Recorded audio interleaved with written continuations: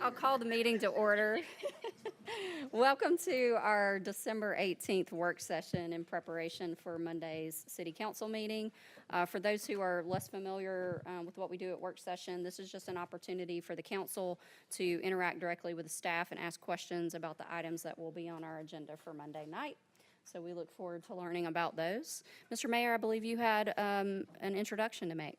Yeah, please, I would like to introduce Brian Muenger as our new city administrator. Brian, if you'd like to go up and just say a couple of words.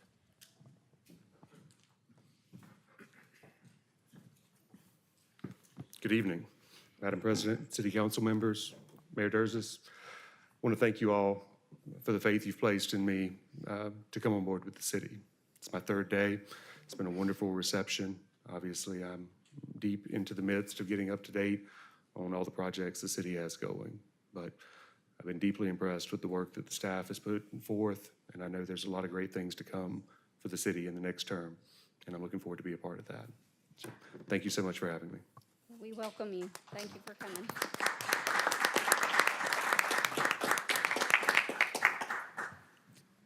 All right. So for the first item on our consent agenda for Monday night is resolution number 8686-25. It's a resolution approving an alcohol license for Urban Cookhouse on Marble Terrace. Ms. Dickerson? Yes, there are no issues on this request from the police department or from the planning department.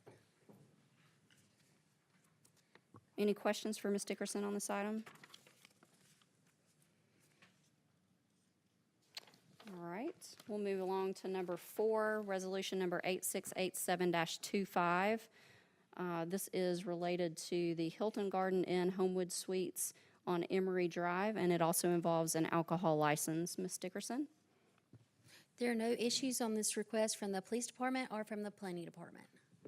Any questions? All right, item number 5, resolution 8688-25. This is a resolution concurring with the appointment of a member to the Planning and Zoning Commission. Ms. Dickerson? Yes, I'll go on and take several of these resolutions if it's okay together. So we're appointing, the mayor makes the appointments for the Planning and Zoning Commission, so this is just concurring with several appointments that he has made for that. It is also concurrent with his appointment to the Greater Birmingham Convention Visitors Bureau, the Birmingham Jefferson County Transit Authority, the Hoover Metropolitan Complex Advisory Committee, and then it is also for the council appointments for the Parks and Recreation Board. And that covers items number 5 through 16, is that right? That's correct. Okay. And the council members have more information on those appointments in your packet for Monday. Any questions at this point for Ms. Dickerson? Madam President, are we going to announce who those people are tonight, or are we going to do that Monday? We usually do that on the night of. Thank you. Yes, sir. All right, item number 17, that's resolution number 8700-25. Ms. Fuqua, this is a resolution authorizing the mayor to execute an agreement with Pitney Bowes. Ms. Fuqua, do you want to join us and talk about that one?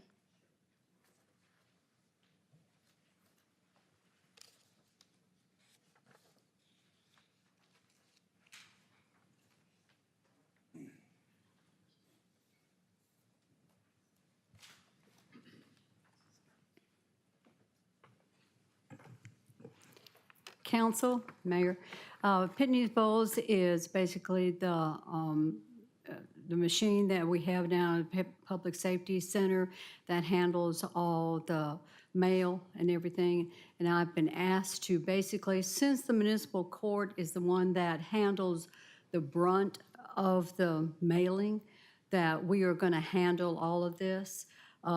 This has been, Pitney Bowes has been with us for, several years. And so we're taking it over, and we'll just basically handle all of that. We'll go over there, take all the count of it, and then basically since that money that will handle that will come in, now I have special funding, so I can't have that commingle with mine. We'll get the invoice and then we'll send it off over, transfer it over to finance and pay it through the invoice through finance on that. So this is the machine. It will have to be, now this is an older machine, so we are getting a newer version of the Pitney Bowes machine. So basically, it's just for the mail for the whole Public Safety Center. Any questions for Ms. Fuqua? Madam President, Ms. Fuqua, did you say you're going to be handling the mail for all of the city? Or are you just going to be handling For the the record public, keeping? for the Public Safety Center, all the mail that comes in, yes. Just for the Public Safety Yes, Center? yes, All yes, right, sir. Thank you. All right, thank you. Any other questions? Thank you, I appreciate it. All right, the next item, number 18, Mr. Miller, is a resolution accepting a change order for the Hoover Fire Station number 1.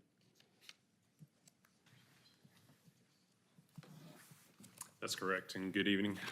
This is actually change order requests number 24 through 30.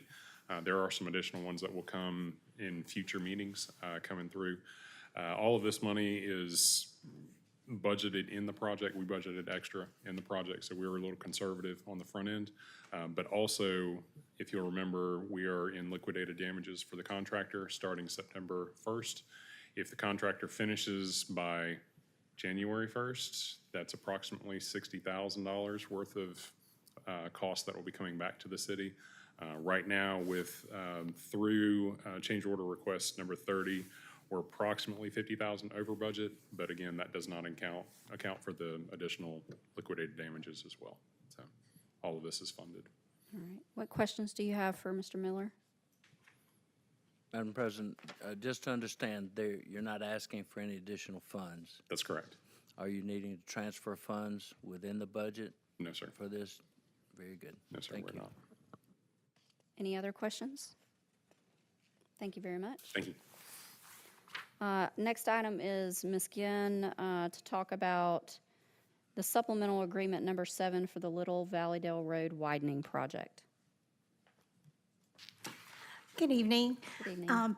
This is on Little Valleydale, like you said. This is just a single track, or actually, this one's the 2 tracks that have to, okay, I'm looking at, okay, I apologize, I've got this backwards.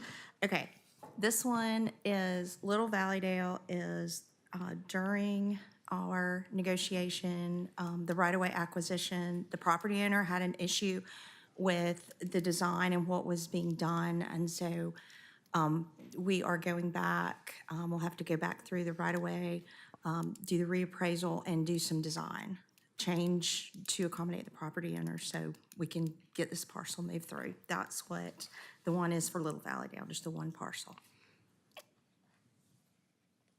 Any questions for Ms. Ginn? Is Little Valleydale over by the PSC? That's right. It's the one that is from 31 over to River Chase Parkway East. Thank you. And are these within budget? Yes, sir. Thank you. Any other questions? Thank you, Ms. Ginn. And next one is you as well. So Yes. Resolution 870325, which is also related to Valleydale Road from Caldwell Mill to Inverness Center. Yes, ma'am. This one is for Big Valleydale. This is the one that's the 2 tracks to get the reappraisal. So one of the steps that we've got to go through because there's a certain period of time that appraisal is good for. So we need to do that and make a few edits to that for ALDOT. Any questions? Madam President, once again, this is within budget. Yes, sir. Thank you. Any other questions? All right, thank you, Ms. Ginn. Next, Ms. Lopez, the continuing resolution for the fiscal year 2025 to authorize funding for additional vehicles. And welcome. Thank you. Good evening. Basically, this continuing resolution, if you remember at the beginning of the fiscal year, you passed the resolution to continue with the operations. We need to go ahead and purchase 27 vehicles in the amount of about $2 million. That will allow us, they actually have come in early this year, that will allow us to secure these vehicles. Then when you adopt the budget on December 29th, those vehicles will be in that original budget. This will allow us to secure them and also to avoid interest fees too, if we don't go ahead and pay for them, so. Any questions for Ms. Lopez? Ms. Lopez, isn't that 10 cars for the police department and 17 for the fire department? I think it's 27 and 0. Thank you. Just trying to start a fight. Any other questions for Ms. Lopez? I believe you may have the next item as well, which is regarding the agreement with Porter White and Company. Yes, this is going to be an agreement that will allow us to use Porter White as basically ongoing financial municipal advisor. Basically, it will help supplement the finance department with some higher level help from them.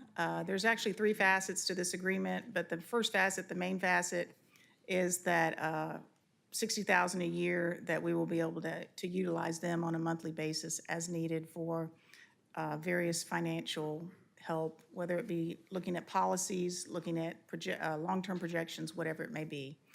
The money, we're able to fund it with existing budget due to savings that we have from the choice in our new audit firm, so. Any questions on that item for Ms. Lopez?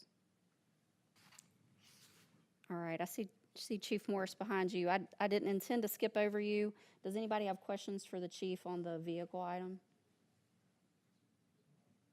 No? Okay.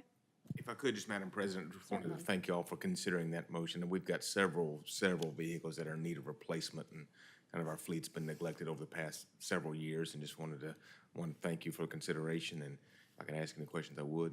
And that count, Mr. Smith, it really is, we can get 27 for the cost of 1, so I'd just keep that in mind, please, for the fire department. But thank you. Thank you. Yes, sir. Just for reference. So we're good stewards of the city and taxpayers' money. Thank you, Chief Morris. All right. So next item, I believe Ms. Wyatt is going to present to us about the Memorandum of Understanding for the Preservation and Development of Hale Springs in Bluff Park. Good evening, Council, Mayor. Thank you for having us. We appreciate the opportunity to come and present to you about Hale Springs and some attempts to preserve this property. As you guys know, it's historical to Hoover. It does actually sit somewhat in the city of Birmingham as well, so an interjurisdictional cooperative effort is required. In our Parks and Recreation Comprehensive Plan that we previously adopted a few years ago, we have tasked Friends of Shades Mountain to be the leading convener of this project and any efforts underway. So I'd like to invite Larry Rodick up to present to you as per Dr. Middlebrook's recommendation for tonight, and I will answer any questions that we have on the MOU itself. I will say briefly that the MOU is non-binding. It is a offer of support for the efforts of Friends of Shades Mountain, particularly in gaining Forever Wild's buy-in to purchase the property and preserve it in totality for public purpose, and then potentially a larger preserve and exploring the feasibility of such. So invite Mr. Rodick up now, please. Yes, thank you. Please join us, Mr. Wright.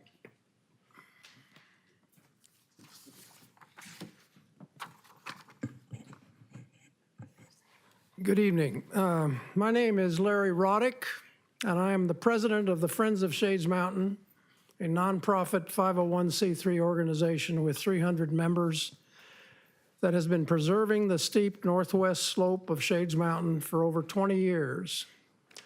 With me are Peggy, Quinn, and Tabitha Lacey, 2 of our board members, and Jennifer Collins, a landscape architect. I might point out they're all working voluntarily. None of us are getting paid for what we're doing. We're just passionate about this project.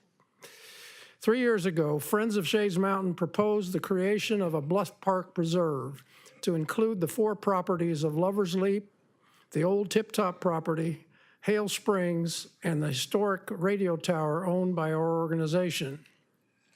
It was later incorporated in your Parks and Open Spaces plan. We later nominated Hale Springs to the Forever Wild Land Trust for purchase and preservation. The mayors of Hoover and Birmingham, along with the president of the Jefferson County Commission, signed letters of support along with 31 organizations and individuals. We are here today to ask you to approve a resolution related to our nomination of Hale Springs to Forever Wild. I will now ask Peggy Quinn and Jennifer Collins to elaborate on these efforts. Council, Mayor, thank you for letting us speak tonight on this. Thank you, Larry. I am Peggy, and this is Jennifer. I'm a lifelong Bluff Park resident. Jennifer is a landscape architect, and we both live along Shades Crest Road in Hoover. So tonight, we will talk about the Hale Springs property, preserving it, and ultimately, hopefully, creating a larger Bluff Park preserve, which takes us to sunsets, which are a universal attraction. They're a regular draw from atop Shades Mountain in Bluff Park overlooking the valley. There's no dedicated public space, however, where the community can gather to witness nature's beautiful display. So it has created a communal spot on the side of the former Tip Top Grill. Most any temperate evening, you'll find a crowd there awaiting the show, but there is no assurance that the privately owned lot will remain as a gathering destination. The proposed Bluff Park Preserve recognizes the community's desire for a place on the mountain crest where nature's beauty is the key attraction. More than 700 people signed a 2023 online petition supporting this idea. The 18-acre Hale Springs site with its 2 natural and historic springs is key to a proposed preserve. Hale Springs lot is privately owned, and it lies within the city limits of Birmingham, adjacent to Hoover. Trails to the property's springs would be a start, but the site holds the promise of a Crest to Creek trail location envisioned in Hoover's 2023 Parks and Public Spaces Plan. Friends of Shades Mountain did successfully nominate the Hale Springs site to Forever Wild in April of 2024. Making the Forever Wild shortlist provided 6 opportunities for us to go before the Land Trust Board at its quarterly meetings. We have 2 appearances remaining under the current nomination to persuade the board to vote to try to purchase the land. Its current owner has agreed he would consider an offer from Forever Wild. Birmingham and Hoover history flows from the property's natural springs, which soothed mountaintop resort visitors in the late 1800s and the early 1900s. The springs became Bluff Park's first drinking water source. Preserving the property and building trails to the springs would create a space for the public to acknowledge that history and to enjoy activities such as hiking, rock climbing, and, of course, sunset watching. Because of the land's proximity to more than 400 acres of Jefferson County and City of Birmingham owned land in the valley, and another about 300 acres along Shades Creek owned by Freshwater Land Trust, Hale Springs also holds the potential to become a gateway to a larger forested preserve and to the next phase of Freshwater's Red Rock Trail System. Try to say that quickly. Red Rock Trail System, Corridor G, along West Oxmoor Road. And at this point, I'm going to turn it over to Jennifer, who has created the maps that are on the screen and that are in the folders that we provided to you. Thank you, Peggy. So this big picture map shows the Hale Springs property in bright green. It lies within the city of Birmingham, but is bordered by Hoover and fronts Shades Crest Road, which is a county thoroughfare. This area is very unique. 3 jurisdictions meet at the intersection of Shades Crest Road and Park Avenue and bump up against, as Peggy mentioned, hundreds of acres controlled by Jefferson County and the Freshwater Land Trust. Over the past year, Friends volunteers have met independently and jointly with Hoover, Birmingham, and Jefferson County officials and staff. just to emphasize the unusual opportunity that we have here for intergovernmental cooperation to preserve one of the last remaining natural areas on the northwest-facing slope of Shades Mountain. The next map this property relates to the area immediately around it. If you look up on the screen, you can see that big kind of triangle space. That's the 18 acres Hell Springs property. And that yellow dot is kind of where everything converges. So the next two maps kind of drill down. What Forever Wild has asked us to do is figure out how we could get some parking on this. So it could be used for trails, very passive recreation needs. And so these two go down to a tighter level and look at, this is the north end. The blue triangle is owned by the Friends of Shades Mountain currently. It has a radio tower on it. So a couple spaces there. This is like a lay-by parking. And then if we go back to the south end there where the old tip top is, the kind of orange across from the blue, the blue is the big water tower, and the couple of spaces lay-by parking off Shades Crest Road there. So we've met the requirement to show that we can make this work. So I'm going to turn it back over in conclusion. Thank you, Jennifer. Along with the parking and access assurances that Forever Wild wants, it also wants the assurance that the three governments that are connected to Hell Springs, the Hell Springs property, are all committed to preserving the site as a natural area open to low-impact recreation for the public, and that the governments will work with us, the Friends of Shades Mountain, toward that end. We hope that the resolution before you, once adopted by Hoover and Birmingham, will convey that commitment to the Land Trust Board. The beauty of the natural mountainside overlooking a green valley is a dwindling resource in our area. The community regularly exhibits its yearning for access to such a place. We ask that Hoover help us in our efforts to preserve Hell Springs. Thank you. What questions does the council have at this point, if any? All right. Thank you very much. We appreciate your presentation. Next, I think we have the city attorney with item number 24 regarding the moratorium on certain new businesses within the city of Hoover. Yes, ma'am. This is an extension of the moratorium concerning vape products, and it will extend it to May or until such time that we have an ordinance that we're working with council on. And I understand there's been some recent legislative action There has been, in and the state of Alabama. we're trying to get our ordinance to reflect the changes. Understood. Any questions for our city attorney? All right. Next, we have Mr. Martin with an ordinance, a zoning ordinance change at 900 Concourse Parkway from planned industrial to planned office. Yes, good evening. This particular item is coming up for a second reading and a public hearing. This is regarding approximately 7.5 acres of land at the address on Concourse Parkway. The property is currently split between two zoning districts. You have approximately 1 acre that is planned industrial, and the remainder is planned office. The application before you is to consider changing the zoning of the property to where it in its entirety is within the PO planned office district. And what questions does the council have? Madam President, with the public hearing, I anticipate there would be a vote after such hearing. Yes. Thank you. Any other questions? All right. Thank you, Mr. Martin. And the last item is we'll have a first reading regarding an ordinance on another intergovernmental agreement, this one with Jefferson County for the donation of city-owned property for right-of-way and to grant a temporary construction easement. Ms. Ginn?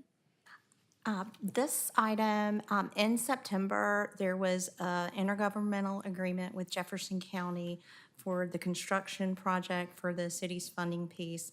So this is just a really simple an item for us to donate a small amount of right-of-way at the corner of Sulphur Springs and Shades Crest Road, and then another very small piece of city right-of-way for a temporary construction easement to facilitate the construction of the sidewalk by Jefferson County. Any questions? All right, hearing none. Any other items of business from the council? Yes, can you tell us about, will there be anything different at Monday's meeting? Oh, yes. Well, we certainly expect to be dressed in a very festive manner, and I hope that all of you who join us here in person or online will also dress in a festive manner. We will have a contest for the public and for the staff that the council members will judge and choose the best costumes. But we intend to wear our either Grinchiest or most Griswoldest attire. Looking forward to that. It's going to be a lot of fun. Is there also going to be any type of music? Oh, yes, I did hear that there was going to be some special music, courtesy of Dalton Dismukes was arranging that for us, but I'll confess I don't know exactly who is going to be singing. I believe some of the Auburn folks are going to be. Auburn singers? Yes. Okay, fantastic. So please join us for that. It'll be a special night. Go ahead. Madam President Pro Tem, I just got one comment. Well, firstly, I apologize for my lateness. My daughter's had her second and hopefully final major surgery. So my wife and I have to make sure she's not there by herself. So that's a little run-in. I do want to give an update on a previous topic related to the City Council administration role. And some feedback I did get from the council, won't mention particular name, but there's some consistency on that. I would ask this, though, since the job has been approved, we held the role until the new council came in, that the council consider adding it to the budget, and then whenever a set date occurs to actually publish it, if they publish it for posting, right? And this is the reason why. Some just have some, want to get acclimated a little bit more to the council seat before they want to proceed with said role, which is a fair statement regardless of what previous council has done. Couple of them have just a couple questions as it relates to separation of government. We collaborate well together, but knowing state law, you don't want to direct staff as a legislation body. It's illegal to do that. So whether does that line draw, and should it be all the way up under the council as a whole? Organizational structure. I know we had an organizational structure that we asked to be updated in the previous council, and I think we need to kind of look at what the totality of that looks like moving forward. And then the salary piece of it, I know the mayor's staff is looking at that as well too. So just some questions that need to be answered, but I would ask, since we have the description, we will have comps for the actual role, which asks the council to consider putting in the budget, and then whenever time comes that you feel comfortable, if you feel comfortable, to proceed with the posting of that said role. So that's my only commentary. Thank you for that update. Mr. Murphy, any other comments from the council? Items of business? All right, we're adjourned. See you Monday.